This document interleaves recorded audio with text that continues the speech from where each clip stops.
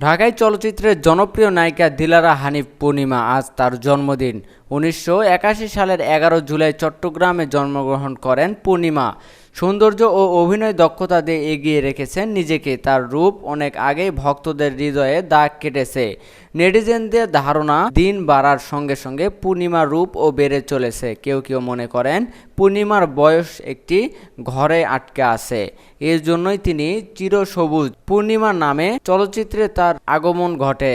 ১৯৯৮ সালে জাকির হোসেন রাজু পরিচালিত এই জীবন তোমার আমার ছবিতে নায়িকা হিসেবে প্রথম ছবিতেই নায়ক হিসেবে পেয়েছিলেন সেই সময়ের অভিনেতা রিয়াজকে। সঙ্গে বাংলা চলচ্চিত্রে দুই কিংবদন্তি ফারুক ও ববিতাকে যদিও প্রথম ছবি বাণিজ্যিক সফলতার মুখ দেখেনি, কিন্তু নায়িকা হিসেবে সবার মনে স্থান করে নিলেন। এই সিনেমায় রিয়াজ ও পূর্ণিমার লিপে কুমার শানু ও মিতালি মুখার্জির গাওয়া শতবার পৃথিবীতে আসবো আমি তোমাকেই শুধু ভালোবাসবো আমি গানটি বেশ জনপ্রিয়তা পায়। পূর্ণিমা নায়িকা হিসেবে তুমুল জনপ্রিয়তা লাভ করেন। ২০০৩ সালে মতিউর রহমান পানুর যৌথ প্রযোজনায় মনের মাঝে তুমি ছবিতে, এরপর ২০০৬ সালে নির্মাতা এস.এ. হক অলীকের হৃদয়ের কথা দিয়ে সৃষ্টি হলো বাংলা ছবির ইতিহাস। দুটি ছবিরই শ্রুতিমধুর গানে তার অভিনয় মন জয় করলো সিনেমা প্রেমীদের। রিয়াজের সঙ্গে তার জুটি পরিণত হলো বাংলা চলচ্চিত্রের অন্যতম জনপ্রিয় রোমান্টিক জুটি। বাংলা চলচ্চিত্রে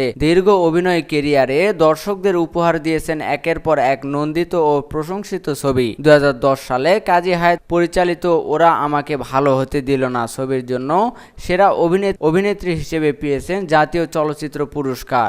এছাড়াও তার পুরস্কারের ঝুলিতে রয়েছে বাদশাহ পুরস্কার, মেরিল প্রথম আলো পুরস্কার সহ অজস্র সম্মাননা। এ বছরের রোজার ঈদে পূর্ণিমার সর্বশেষ সিনেমা মুক্তি পেয়েছে আহারে জীবন। সরকারি অনুদানের সিনেমাটি পরিচালনা করেছেন গুণী নির্মাতা ঝটুক আহমেদ। তবে মুক্তির পর সিনেমাটি তেমন আলোচনায় আসতে পারেনি। চলচ্চিত্রে নিয়মিত কাজ না করলেও উপস্থাপনায় নিয়মিত কাজ করেন পূর্ণিমা।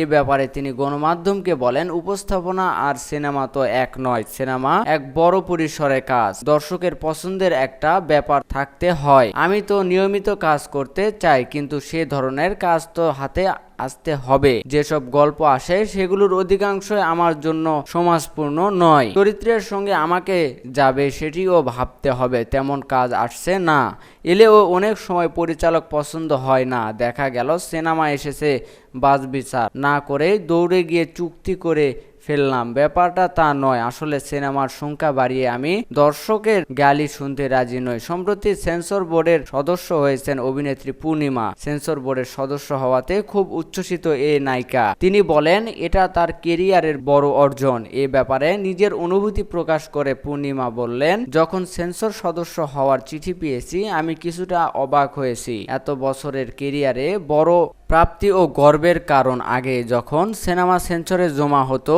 তখন কিছুটা নার্ভাস লাগতো, জানার আগ্রহ থাকতো আমার সিনেমাটি আনকাট পাস হয়েছে কি না।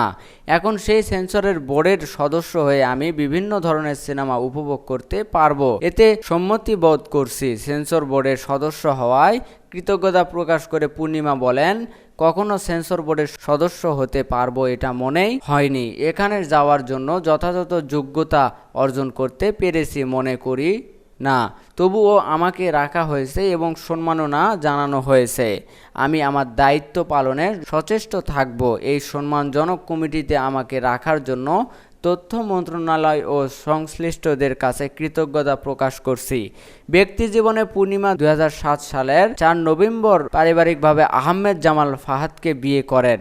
২০১৪ সালের ১৩ এপ্রিল তিনি প্রথম কন্যা সন্তানের মা হন। এরপর প্রথম সংসারে বিচ্ছেদ হয় তার। ২০২২ সালে আবারও বিবাহ বন্ধনে আবদ্ধ হন তিনি। তার স্বামীর নাম আশফাকুর রহমান রবিন। পেশায় তিনি দেশের বহুজাতিক একটি কোম্পানির মার্কেটিং বিভাগের উচ্চপদস্থ কর্মকর্তা। ধীরে ধীরে চলচ্চিত্র থেকে অনেকটা অনিয়মিত হলেও ব্যক্তি জীবন ও চলচ্চিত্র জীবন দুই মাধ্যমেই নিজেকে বর্ণিল করে রেখেছেন তিনি।